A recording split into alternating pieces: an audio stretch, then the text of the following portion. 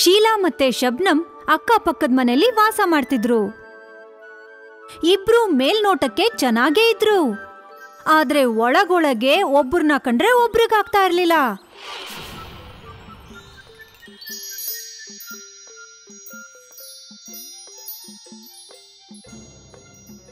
ಶಬ್ನಂ, ನನ್ನ ತವ್ರ ಮನೆಯಿಂದ ಸಿಕ್ಕಾಪಟ್ಟೆ ಮೂಲಂಗಿ ಮತ್ತೆ ಕ್ಯಾರೆಟ್ ಅನ್ನ ಕಳ್ಸಿದ್ದಾರೆ. ತಗೋ, ನೀನು ಸ್ವಲ್ಪ ಇಟ್ಕೋ.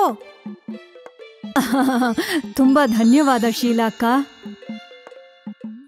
ಶೀಲಾ ಅಲ್ಲಿಂದ ಹೋದ್ ಕೂಡ್ಲೆ ಶಬ್ನಂ ಹೇಳ್ತಾಳೆ, ತವ್ರ ಮನೆಯಿಂದ ಏನಾದ್ರೂ ಬಂದ್ರೆ ತೋರಿಸ್ಕೊಳ್ಳೋದಿಕ್ಕೆ ಇಲ್ಲಿವರೆಗೂ ಬಂದ್ಬಿಡ್ತಾಳೆ. ಈ ಒಣಗ್ ಹೋಗಿರೋ ಮೂಲಂಗಿ ಕ್ಯಾರೆಟ್ನ ತಗೊಂಡು ನಮಗ್ ಕೊಡಕ್ ಬಂದಿದ್ದಾಳೆ. ಏನು ಅಂದ್ರೆ ಈಗ್ಲೇ ನಾವು ಮಾರ್ಕೆಟ್ಗೆ ಹೋಗ್ಬೇಕು. ನಾನು ಸಿಕ್ಕಾಪಟ್ಟೆ ಸೀರೆಗಳನ್ನ ತರಬೇಕು. ಆದ್ರೆ ಕ್ಯಾರೆಟ್ ಮೂಲಂಗಿಗೂ ಸ್ಯಾರಿಗೂ ಏನ್ ಸಂಬಂಧ? ಅವಳು ಉರ್ಸೋಕ್ಕೆ ಅಂತ ಬಂದಿದ್ದಾಳೆ, ನಾನು ಅವಳನ್ನ ಉರಿಸ್ತೀನಿ. ಶಬನಂ ಮಾರ್ಕೆಟ್ಗೆ ಹೋಗಿ ಡಜನ್ ಗಟ್ಲೆ ಸೀರೆಗಳನ್ನ ಕೊಂಡ್ಕೊಂಡ್ ಬರ್ತಾಳೆ. ಅದ್ರಲ್ಲಿ ಒಂದ್ ಸೀರೆನ ಶೀಲಾ ಮನೆಗ್ ತಗೊಂಡ್ ಹೋಗ್ತಾಳೆ. ಶೀಲಾ ಅಕ್ಕ, ನನ್ ಗಂಡ ನನ್ಗೋಸ್ಕರ ಮಾರ್ಕೆಟಿಂದ ಸಿಕ್ಕಾಪಟ್ಟೆ ಸೀರೆ ತಂದಿದ್ದಾರೆ. ಅದಕ್ಕೆ ನಾನ್ ಯೋಚಿಸ್ದೆ ನಾನೊಂದ್ ಸೀರೆ ನಿಮಗೆ ಯಾಕೆ ಕೊಡ್ಬಾರ್ದು ಅಂತ. ತಗೊಳ್ಳಿ, ಈ ಸೀರೆ ನಿಮ್ಗೆ ತುಂಬಾ ಚೆನ್ನಾಗ್ ಕಾಣಿಸುತ್ತೆ. ಥ್ಯಾಂಕ್ ಯು ಶಬ್ನಂ ಅವ್ರೆ. ಶಬ್ನಂ ಸೀರೆ ಕೊಟ್ಟು ಹೋದ್ ಕೂಡ್ಲೆ ಶೀಲಾ ಮಾತ್ರ ಹೊಟ್ಟೆ ಹೊರ್ಕೊಳಕ್ ಶುರು ಮಾಡಿದ್ಲು. ಏನೋ ಸೀರೆ ಕೊಡಕ್ ಬಂದ್ಬಿಟ್ಟಿದ್ದಾಳೆ, ಏನೋ ದೊಡ್ಡ ಮಹಾರಾಣಿ ಥರ, ನಾನು ಇವಳು ದಾಸಿ ಥರ. ಏನೋ ಅಂದ್ರೆ ನನ್ಗೆ ತುಂಬಾ ಕಾಸ್ಟ್ಲಿ ಸೀರೆ ತಂದ್ಕೊಡಿ. ಆ ಸೀರೆ ಹೊಳ್ಪನ್ನ ನೋಡಿ ಶಬನಂ ಕಣ್ಣೇ ಹೋಗ್ಬಿಡ್ಬೇಕು. ನನ್ನ ಹತ್ರ ದುಡ್ಡಿಲ್ಲ. ಹಿಂದಿನ ತಿಂಗಳು ತಾನೇ ನಿನಗೆ ನಕ್ಲೇಸ್ ಕೊಡ್ಸಿದ್ದೆ. ನಾನ್ ಡ್ಯೂಟಿಗೆ ಹೋಗ್ತೀನಿ. ಶೀಲಾ ಗಂಡ ಹೊರಟೋಗ್ತಾನೆ. ಇವ್ರ ಹತ್ರ ಯಾವತ್ತೂ ದುಡ್ಡೇ ಇರೋದಿಲ್ಲ. ಹಾ, ನೆನ್ಪಾಯ್ತು. ಪೂಜಾ ಒಂದಿನ ಹೇಳ್ತಾ ಇದ್ಲು, ಕಾಡಲ್ಲಿ ಒಬ್ಬ ಸಾಧು ಇದಾರಂತೆ. ಅವರು ಚಮತ್ಕಾರದ ಚಿನ್ನದ ಸೀರೆ ಕೊಡ್ತಾರಂತೆ.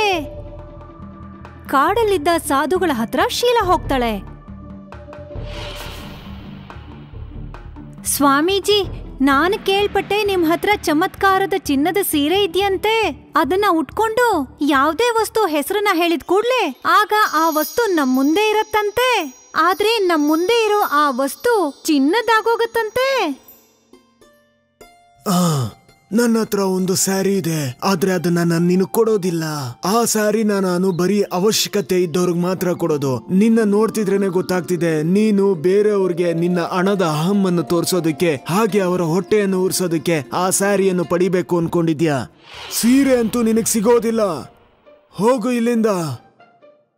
ಆ ಕ್ಷಣಕ್ಕೆ ಶೀಲಾ ಅಲ್ಲಿಂದ ಹೋದ್ಲು.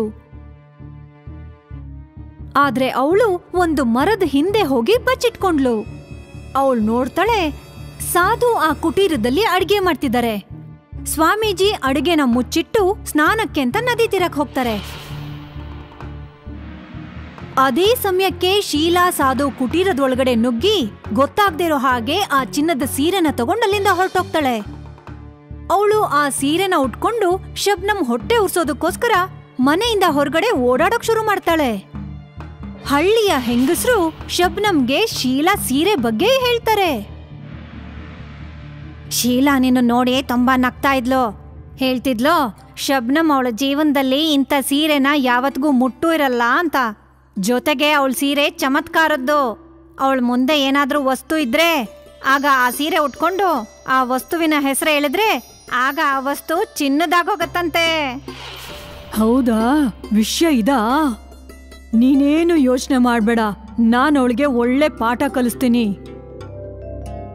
ಮಾರನೇ ದಿನ ಬೆಳಗಿನ ಜಾವನೆ ಶಬ್ನಂ ಒಂದು ಲೆಟರ್ ಅಲ್ಲಿ ಶೀಲಾ ಗಂಡನ್ ಹೆಸರನ್ನ ಬರೀತಾಳೆ. ಆ ಲೆಟರ್ನ ಶೀಲಾ ಮನೆ ಒಳಗಡೆ ಎಸಿತಾಳೆ.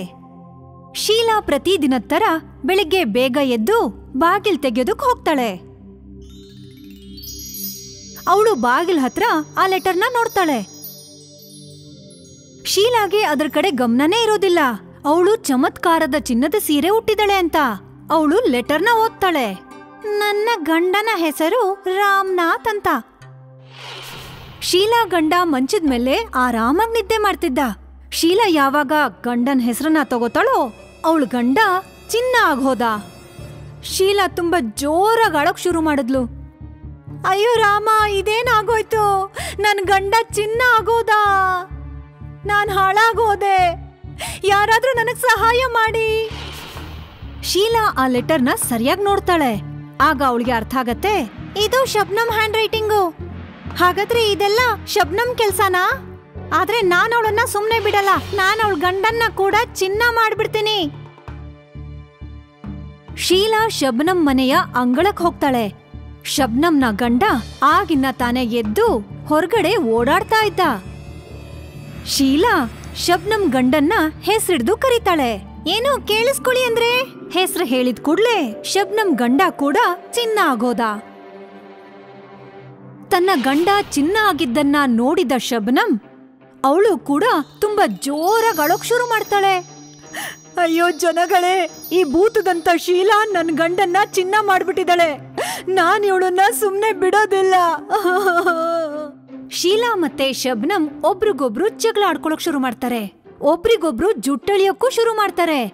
ಅದೇ ಸಮಯದಲ್ಲಿ ಸ್ವಾಮೀಜಿ ಅಲ್ಲಿಗೆ ಬರ್ತಾರೆ. ಈಗ ಏನನ್ನಿಸ್ತಿದೆ ಶೀಲಾ? ನೀನು ನನ್ನ ಕುಟೀರದಿಂದ ಆ ಮಾಯ ಸೀರೆಯನ್ನು ಕದ್ದಿದ್ಯಾ? ಹೀಗೇಳು, ನೀನು ನಿನ್ನ ಹಣದ ಅಹಮ್ಮನ್ನು ತೋರಿಸಿ ಬೇರೆಯವರು ಹೊಟ್ಟೆ ಹೊರಿಸಿ ನಿನಗೆ ಖುಷಿಯಾಗಿದ್ಯಾ? ನನ್ನನ್ನ ಕ್ಷಮಿಸ್ಬಿಡಿ ಸ್ವಾಮೀಜಿ.